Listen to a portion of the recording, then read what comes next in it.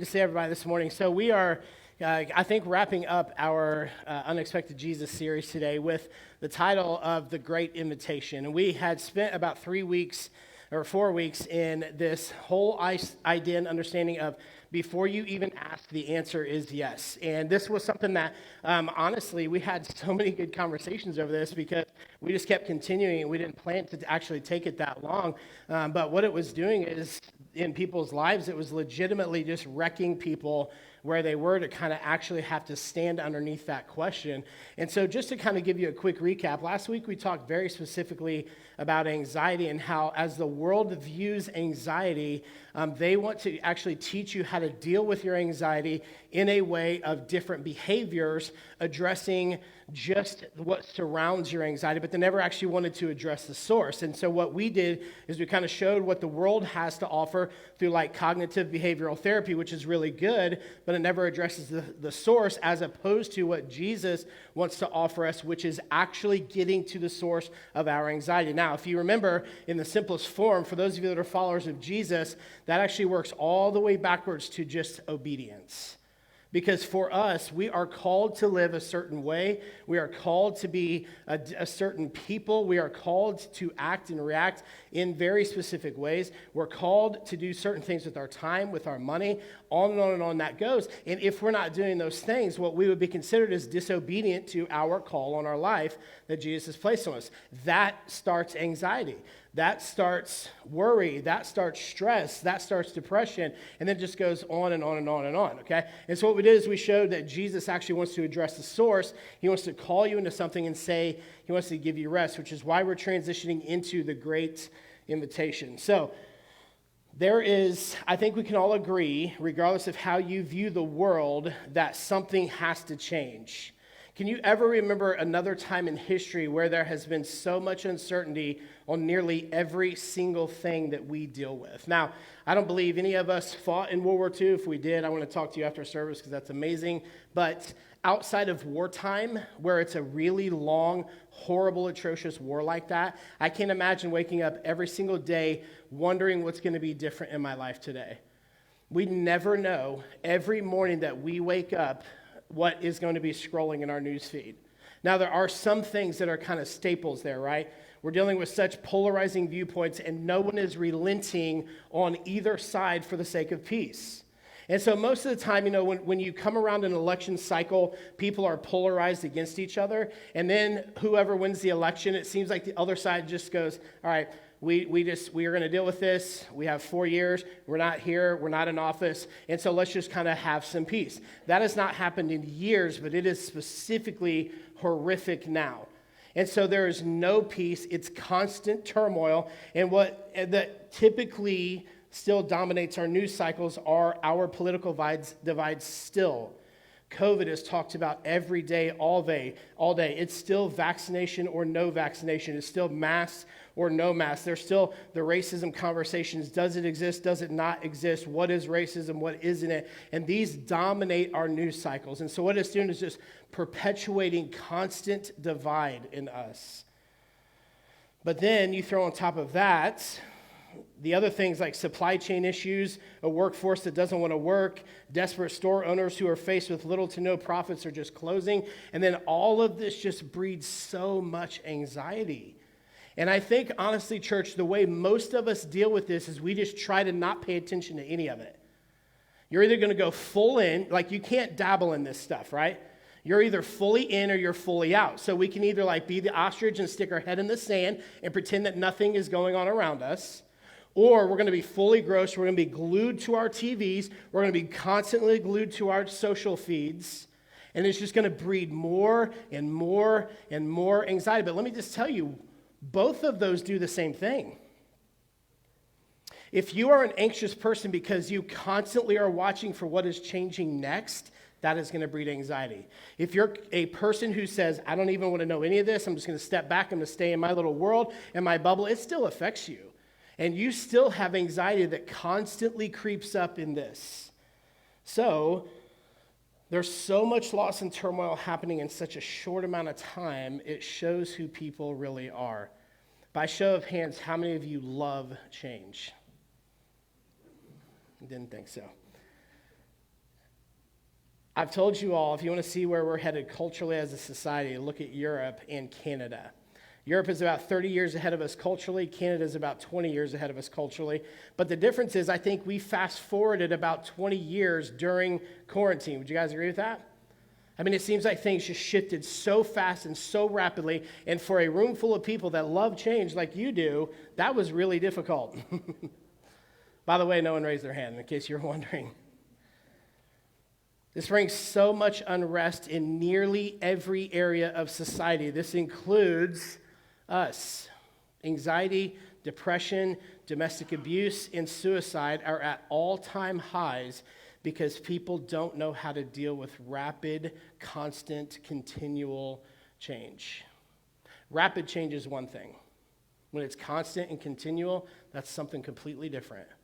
And this is what we've dealt with over the last few years. And then Jesus says this. Let's look at Matthew 11, verse 28. Come to me, all who are weary and burdened, and I'll give you rest. So in a year like we've had, in a year like we had last year, Jesus is just going to throw this statement out there?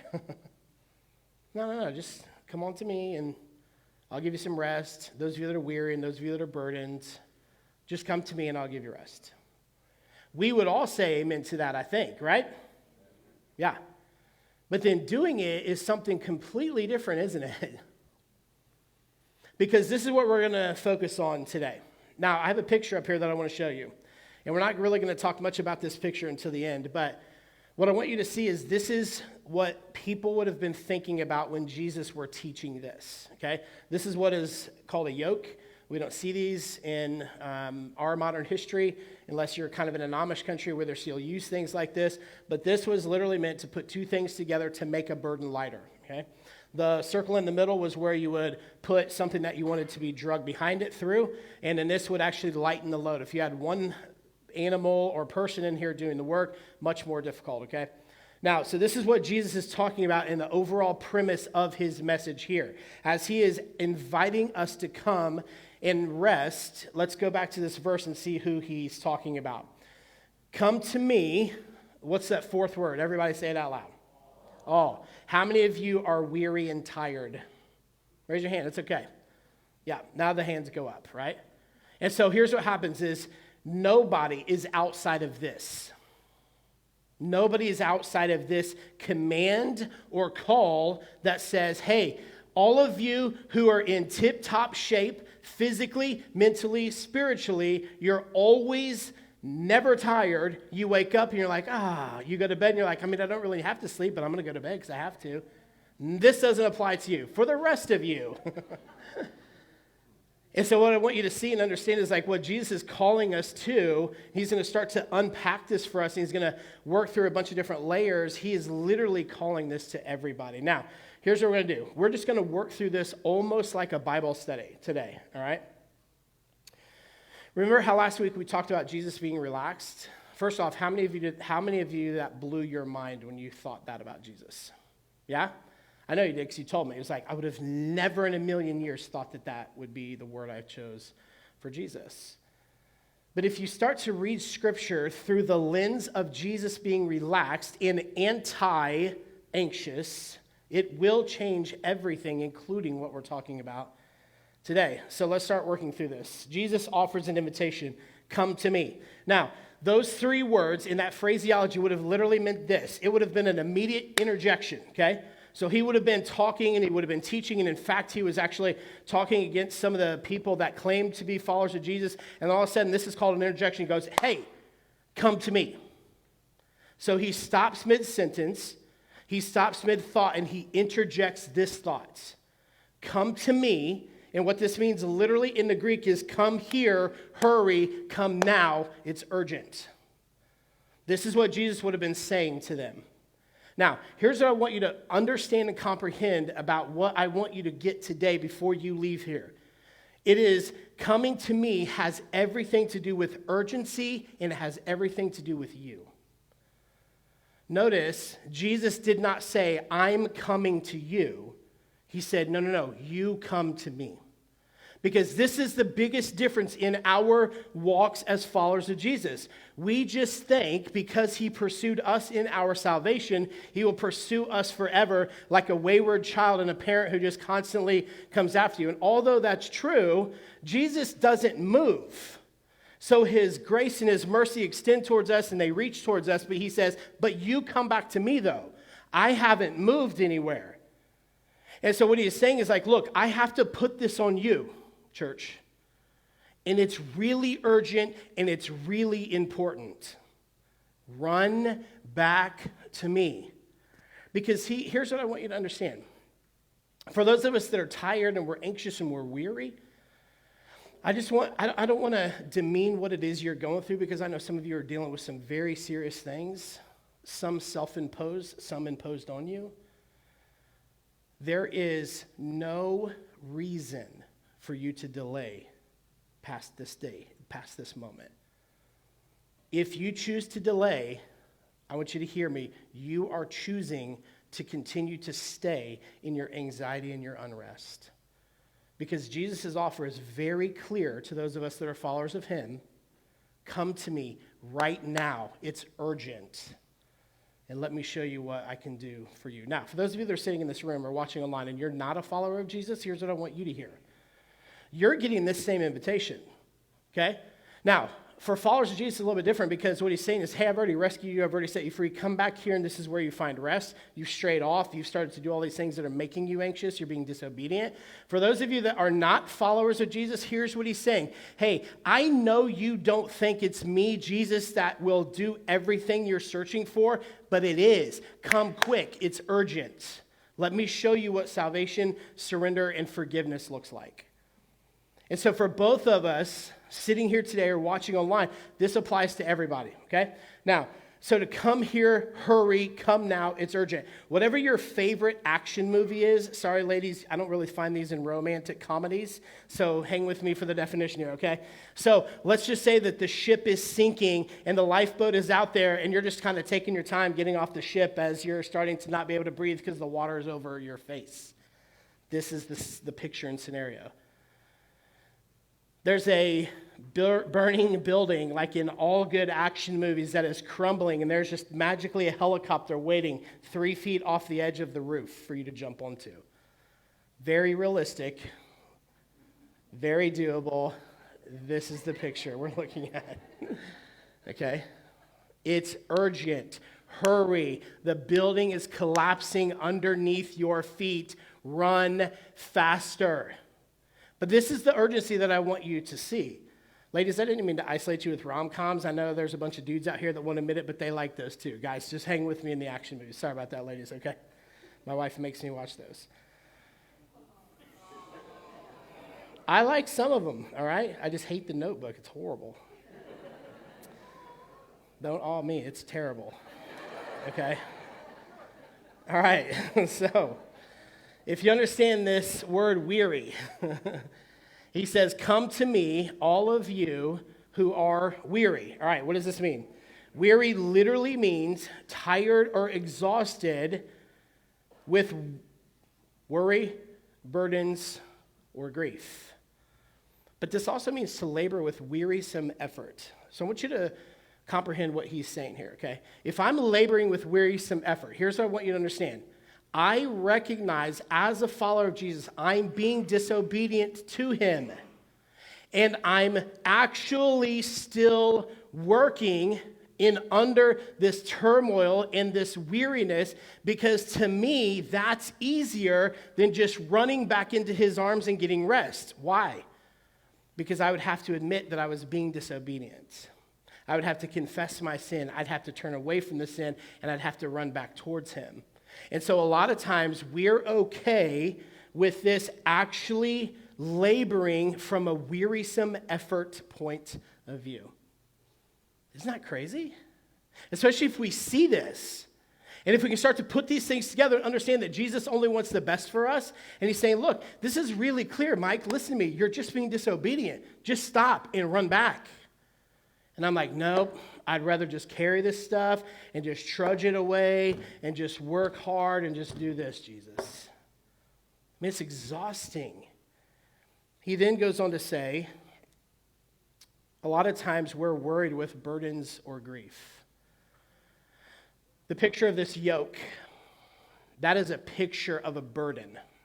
Now, it doesn't matter what you put in that other side. Okay, burden, grief, wearisome, worker, whatever it is that you want to put over there, or that you want to put on your side, because Jesus is supposed to be on the other side. It doesn't matter what you put over there. What you need to understand is if it's anything that is in contrast to obedience to Jesus, that's what goes over there, okay? Now, for me, I have walked very intentionally with burdens and grief that I have imposed on myself. Now, I'm not much of a worrier, probably to my detriment a little bit, so worry's never really funneled in for me. But with these other things, this hits home with me pretty well because I want to try to carry the load on my own. But then he switches to this word burdens. He goes, so come to me, all of you who are weary and burdened. Here's what burden means. It actually means to put a burden on or to place a load, okay? It means to load somebody with a burden, and it's the whole idea of a ship, okay? This is where it's going to get a little bit more complex. Do you realize the loads and burdens you're carrying affect the people around you? I think you probably realize that. But I want you to hear me say it again. The loads and the burdens that you carry, and here's what I'm going to pause and say, in disobedience, don't just affect you, they affect the people around you. In fact, it's like me taking my load of burden I'm carrying and placing it on you too to carry when that is not your job. That's not my spouse's job. That's not my kid's job. That's not our elders' jobs. That's not anybody else's job besides Jesus. And the only way he's going to take it is if I run back to him and confess my disobedience. For those of you that are in marriages, that this is the weight that you feel. Let me ask you a question. What are you carrying? Well, this is for everybody. What are you carrying that Jesus told you not to? Now, this may take some work for you to think through and to work through, but I want you to leave with that question, and here's another one to follow up with. What are you forcing others to carry with you that you shouldn't be? See, what are you carrying that Jesus told you not to, but what are you also forcing other people to carry with you that you should not be forcing them to carry? Here's what I mean by that. Let's say that you can't forgive yourself for something or forgive somebody else for something. And then that bleeds into your relationships all over the place. You realize you're making a lot of people carry that with you. You want to know why? Because every time they're around you, this is all that you talk about. These are the things that plague you. This is the way that you actually arrange your life around these conversations or how hurt you are by these things or whatever that looks like for you. We stay in situations a lot of times because we are afraid of change, clearly from the 0 hands raised in the room, and we hate it. We're burdened, we're weary, we're tired, and we're deathly afraid to change. So we will be the wearisome worker who just says, no, I'm just going to stay put. I make enough money to pay my bills. I hate this job, but I make enough money to pay my bills. I can't stand going there every day. I have to put a smile on my face. I have to try to do it to keep my job, but man, I hate it. I want to do something different. See, like, church, I want you to hear me. This is actually part of obedience, too. Because there's a lot of times you want to leave jobs, and that's just petty stuff. And, you know, if you're praying about it, God may say, it's okay to leave, go ahead. But for some of you, if we're in tune to what he's trying to get us to do with our life, and we don't like something, and we're ready to move, and he's not letting us, I assure you it's because you have not completed whatever task he wants you to complete where you're at. Probably somebody needs to hear the gospel. Somebody needs to see an example from you, and so you stay put. But for some of you, he told you to go a long time ago, and you're still there. And you're like, I'm just going to complain about it. I'm going to go home and tell my wife how bad I hate my job every day, and she could probably just replay the conversation back to me because she's heard it 78,000 times. I'm just going to do that because I can make money and pay my bills. And look, I'm being a little bit funny here, but I know that there's probably a lot of you in that situation. I want you to hear me very seriously. Why? Like, why? Honestly, is your life not worth more than just being a little bit of afraid of a change, but following what God told you to do for this joy and this happiness and this rest that he's promising you? Step out of that. Here's what he promises us. Let's look at the next verse. Look at verse 29. He says, take up my yoke and learn from me, because I am lowly and humble in heart. Now, I wanted to read that before we go back and address this in the last part of 28. So let's go back to 28. He says, if you come to me, all of you who are weary and burdened, I will give you rest. I do not care what kind of mattress you have. I do not care what kind of pillow you have. I don't care what your bedtime routine is. I don't care that you have no blue light in the room. I don't care that you don't have a TV in the room. Those things won't give you rest. I will give you rest. Did I cover it all? Good? Okay. So he says, nope, go back. He says, all of you who are weary and burdened, I will give you rest. I want you to listen to what this means. It means to cause or permit one to cease from any movement or labor in order to recover and collect their strength. That's what the literal meaning of that phrase means. It goes on to one level deeper and says to give rest, refresh, to give one's self rest, and for them to actually take it. But then here's an interesting root word of this for me. To keep quiet and have a patient expectation. Do you realize, like, when you're walking around in anxiety and unrest, there's no quietness to who you are? You're constantly agitated. You're constantly talking about it. It's constantly got you in a place of unrest. And he says, with my rest, you'll actually be able to rest and have a quiet expectation of what I'm doing. But then it goes deeper into this root word. This word give and rest are actually the same Greek word. But here's why this is so urgent. He says, because it makes you to cease or stop what you are doing. It actually means to restrain a person from something. So if you could identify what it is that you're carrying around that is not causing you rest, you coming and getting rest from Jesus, he goes, no, here's what it is, very simply, now stop. He says very simply, this is the way I'll give you the rest. He goes on one more level, and this is where the whole baseline of all this is, church.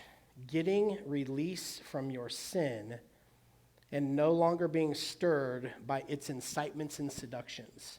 Now, I'm going to read that again because I want to make sure you heard what I just said. Remember, the baseline of our unrest and anxiety is our disobedience if you're a follower of him. So what he says finally at the root word is getting release from this sin, no longer being stirred by its incitements and seductions. So something has seduced you away from your obedience to God. What is it? Because at the root of giving you this rest, it says, this is what it is. I'll actually obliterate that sin and I will not make it enticing to you any longer.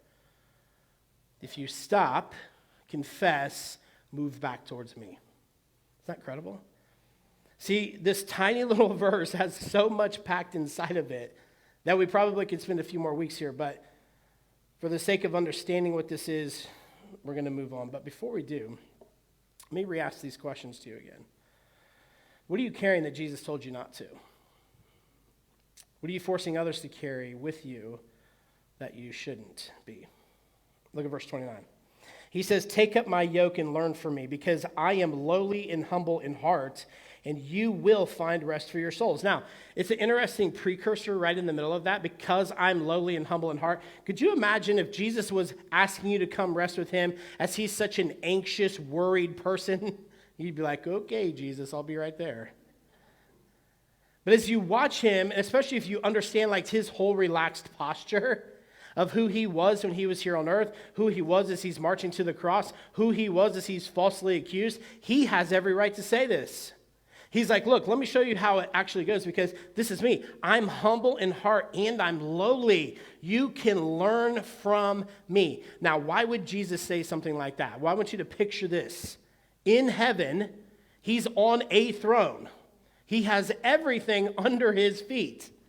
He is then commanded by God the Father to come down here to earth, to live as flesh here with us, to be the final sacrifice so we, the sinful people, could have salvation. Jesus had every right to be anxious and worried. He knew what his death was going to be. Could you imagine knowing how you're going to die? Could you imagine knowing when you're going to die? Could you imagine going to someplace, your secret, secluded place, and praying and begging whoever it is that's coming to get you, please, if there can be a different way? But then going, but it's not up to me, it's up to you. And then knowing you're marching to your death, you don't think he had every reason to be anxious and worried and without rest? Oh my gosh, way more than we do.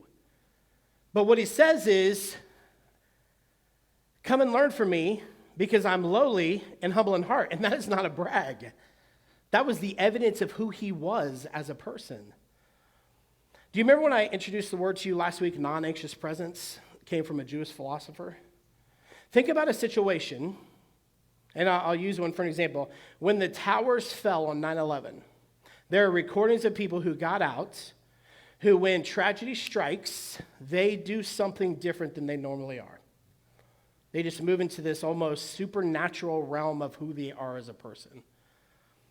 When those planes hit and people realized what was happening, there were so many people that just ran and panicked. The ones who made it out alive had someone who stepped up in the middle of the absolute chaos and storm and said, hey, listen to me. Don't panic. Follow me. I'll get you out. For this, Jesus like, look, this is who I am. Follow me. I will get you out of this. This is how I lived in my life. I understand what you're going through. I understand the things that you're dealing with. But church, you have the ability to shift the culture around you by being a non-anxious presence. Imagine the things that happen in your household, in your workplace, in your school, and everybody else is freaking out. If you're the non-anxious presence, people are gravitating towards you. Because you're actually gentle, you're lowly, you're humble in heart, and you're saying, hey, there's a different way. There's a different way to be. We don't have to be like this. You're not even saying it. You're just producing it. And people are just coming around you. And this is what Jesus, how he could make this invitation. So to understand this, take up my yoke. I want you to realize that if you know anything about English, these are very action words. These are verbs. Take up my yoke literally means to pick it up. If it's sitting over here on the stage next to me, and I know this is my help, I can't just wish it onto my neck. Or ask Jesus, you know what, Jesus, I'm not going to move. Why don't you just bring it over here and put it on me? He said, no, you come and pick it up. This isn't him being a jerk. This isn't him like, no, you're going to put in work too. This is like, look, I'm here wearing one half. Come pick it up and put the other half on. What I want you to understand about this is Jesus is saying, look, this does actually depend on you. I've already set you free. I've actually forgiven you. I've given you the life you were looking for. You wandered back into this. Pick up the yoke. See, what you understand about following Jesus is there's so much of us that is pursuing him every single day. He doesn't move. He pursues back. But church, is that whole piece of that faith and that work. For us, taking up my yoke and learning from him, this is the idea of reeling in a fish. It's literally the tension.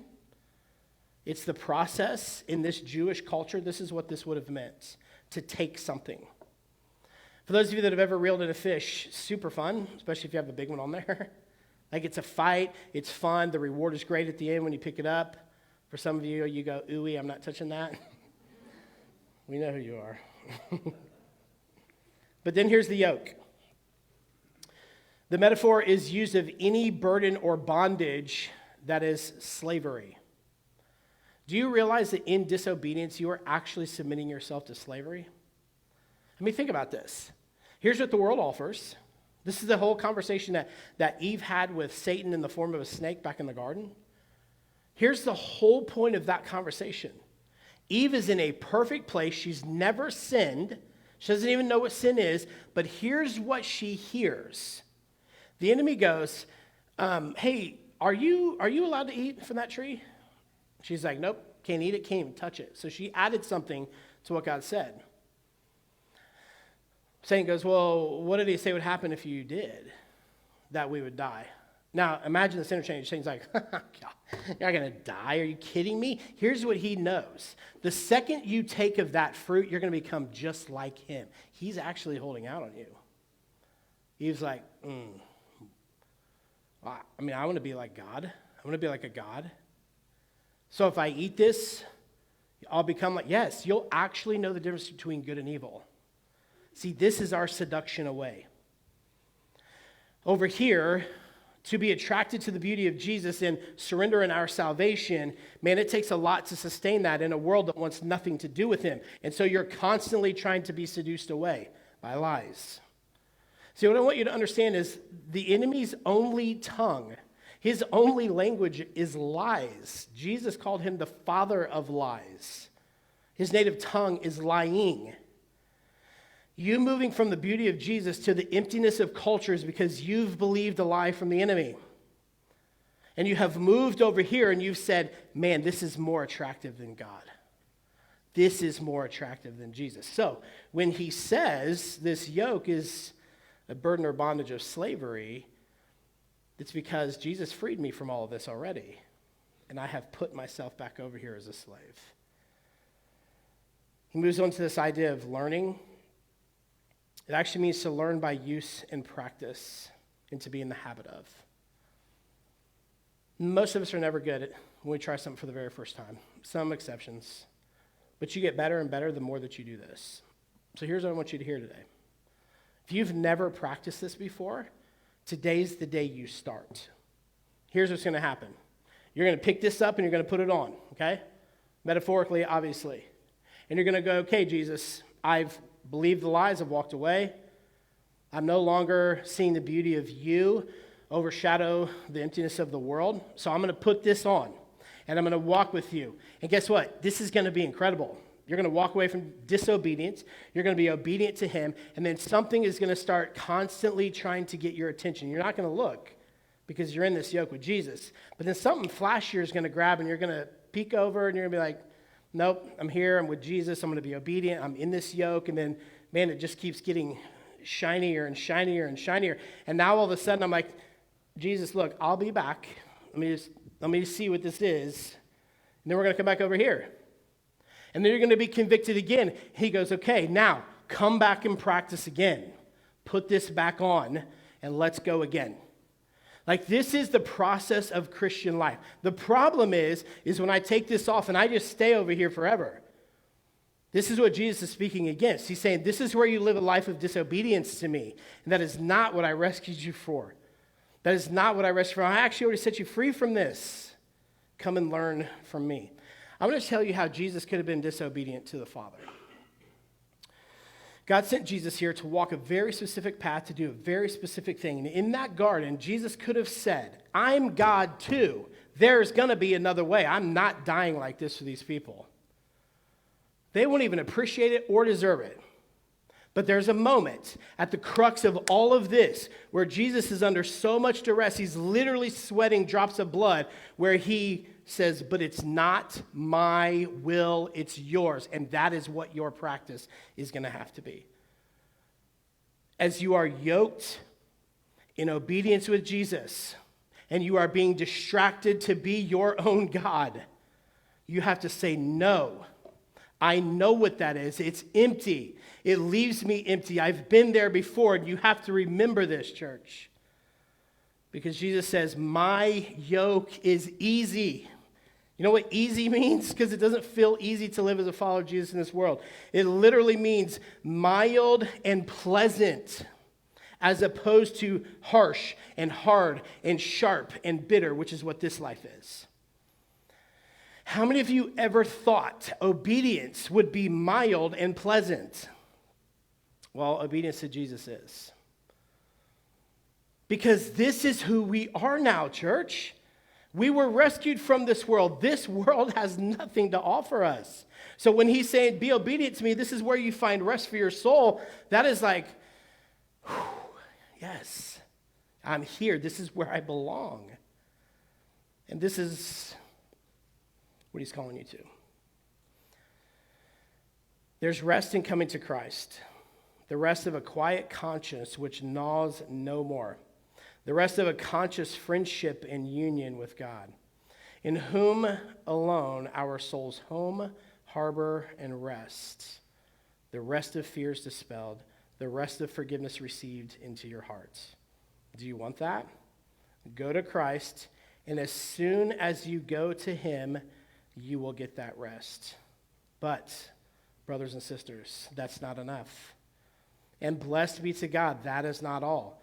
There is a further, deeper rest in obedience. And emphatically, the most blessed there is in Christ likeness. As he says, take my yoke upon you, there is deep rest in saying, you are my Savior and I submit. Then you are delivered from the unrest of self-will, from the unrest of contending desires, and you get rid of the weight of too much liberty.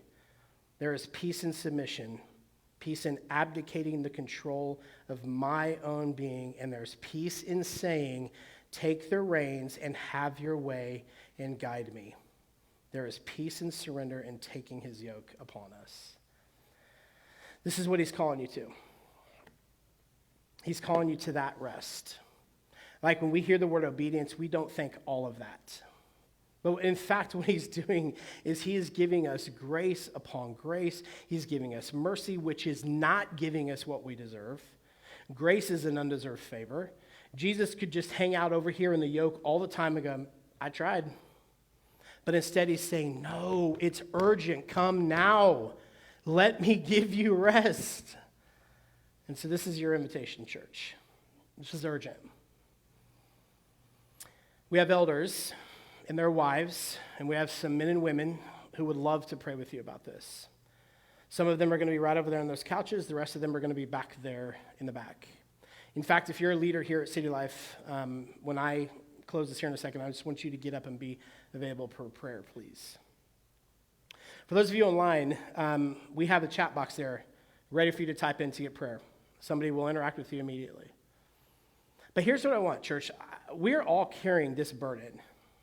We all agree we hate change. I promise you this is a change worth doing. Because I know what you feel like over here. You're out of the will of God. You're out of obedience with him. This change from here to here is worth it, I promise. It may seem painful. It may seem like you can never make this journey over. I promise you, you can, which is why these people are going to be ready to pray with you, because you can't do it alone. The enemy sees people walking alone, and he picks them off really easy. He sees you with a group of people, and it's not an easy target. So for those of you that are sitting here and you do not have a relationship with Jesus, these people are ready to pray with you too. They're ready to have a conversation with you about that. But what I would say is, like, please don't leave this building without getting this right if this is you. Jesus is begging you, come now. I'm going to invite our worship team up and ask you guys to close your eyes.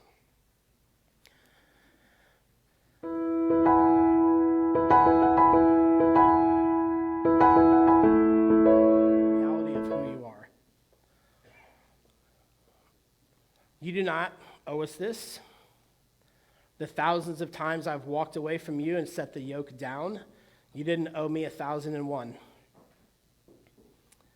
But that's not who you are. That's why you tell us to come and learn from you, because that's not who you are. Who you are is this gracious, loving Savior. And God, the way that you made salvation possible for somebody like me, who had probably millions of sins to forgive by the time I surrendered my life to you, Jesus, it's amazing. The fact that you keep forgiving me, you keep calling me to come back into this rest is equally as amazing. So, Father, I pray that as we're dealing with this, we're processing this, we're walking through the things that would separate us away from you, God, let our hearts be broken. Let us see that we're carrying things that we shouldn't, and it's actually affecting people around us too. God, let us literally let it fall off of us today, this morning. Let us get up from that place of disobedience. Let us walk over and pick up that yoke, confessing and repenting, so we can find rest that you promise. We love you, Lord, and we ask these things in your Son's name. Amen. If you need prayer, go find some of the people.